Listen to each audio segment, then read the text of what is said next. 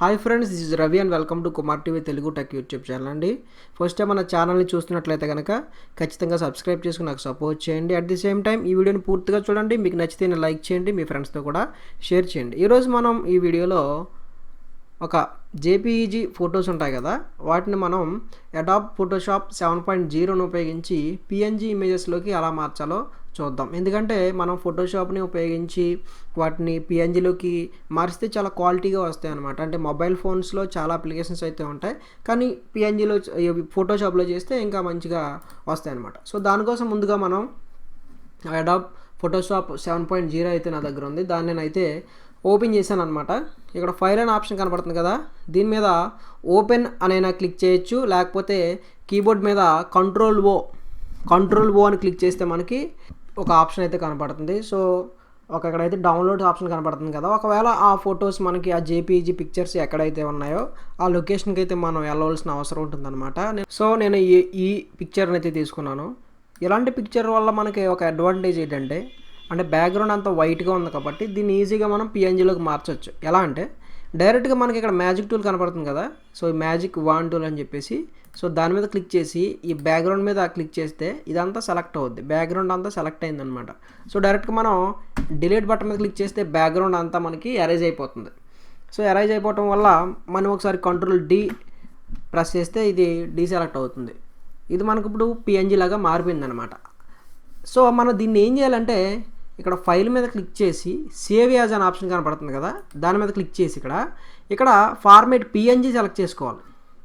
ఇక్కడ PNG select చేసుకుని మనం దాన్ని సేవ్ చేసుకోవాలన్నమాట. ఓకే, అది సింపుల్గా మనకి ఇదైతే ప్రజెంట్ పిఎన్జీలోకి అయితే మారిపోయింది. చూసారా, ఇదైతే పిఎన్జీ ఇమేజ్. ఇది ఈ విధంగా సింపుల్గా మార్చుకోవచ్చు.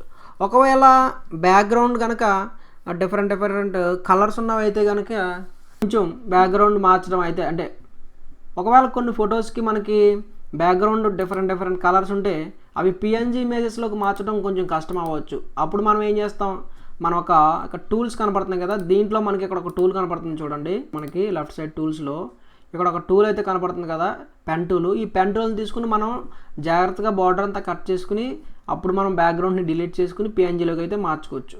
సో ఒకటే బ్యాక్గ్రౌండ్ కలర్స్ ఉన్నవైతే మనం ఈజీగా అయితే పిఎన్జీలోకి వెంటనే మార్చేయచ్చు. కొన్ని అయితే కొంచెం కష్టం అవుతాయి, కొంచెం టైం తీసుకుని చేసుకుంటే చాలా బాగా వస్తాయి అనమాట. ఒక్కొక్క ఫొటోస్కి ఏంటంటే ఇక్కడ ఈ లాక్ వేసేసి ఉంటుందన్నమాట. సో ఈ విధంగా లాక్ వేసేసి ఉంటాయి. సో అలాంటి ఫొటోస్కి ఫర్ ఎగ్జాంపుల్ చూపిస్తాను చూడండి మీకు. ఇప్పుడు ఈ ఫోటో బ్యాక్గ్రౌండ్ ఎరేజ్ చేయలేదు అనుకోండి, బ్యాక్గ్రౌండ్ ఉంది. ఫర్ ఎగ్జాంపుల్ ఈ ఫొటోస్కి లాక్ వేసి ఉందనుకోండి, ఇది మీరు చేద్దామని కూడా అవ్వదన్నమాట. ఇప్పుడు డిలీట్ అవుతుందా, అవ్వట్లే. సెలెక్ట్ చేశాను బ్యాక్గ్రౌండ్, కానీ డిలీట్ అవ్వట్లేదు బ్యాక్గ్రౌండ్, ఎందుకంటే ఇది లాక్ కేసు ఉంది. సో ముందు దీన్ని డబుల్ క్లిక్ చేయాలి, లేకపోతే డబుల్ క్లిక్ చేసినా మనం దీన్ని అన్లాక్ చేయొచ్చు. కొన్ని ఫొటోస్కి డబుల్ క్లిక్ చేస్తే అది అన్లాక్ అయిపోతుంది. లేకపోతే కనుక ఇక్కడ ఈ లాక్ సింబల్ కనపడుతుంది కదా, దీని మీద క్లిక్ చేసి దీన్ని అన్లాక్ చేసి అప్పుడు మనం బ్యాక్గ్రౌండ్ సెలెక్ట్ చేసుకుని డిలీట్ కొడితే అప్పుడు డిలీట్ అవుతుంది అనమాట బ్యాక్గ్రౌండ్. ఇది మనకి బ్యాక్గ్రౌండ్ అంతా ఒకటే కలర్ ఉన్న ఇమేజెస్కి అయితే బాగా వర్కౌట్ అవుతుంది అనమాట. సో ఇదండి టాపిక్. మీకు నచ్చితే కనుక లైక్ చేయండి, మన ఛానల్ సబ్స్క్రైబ్ చేసుకోండి, సో మీ ఫ్రెండ్స్తో కూడా షేర్ చేయండి. Thank you so much for watching. This Ravi signing off.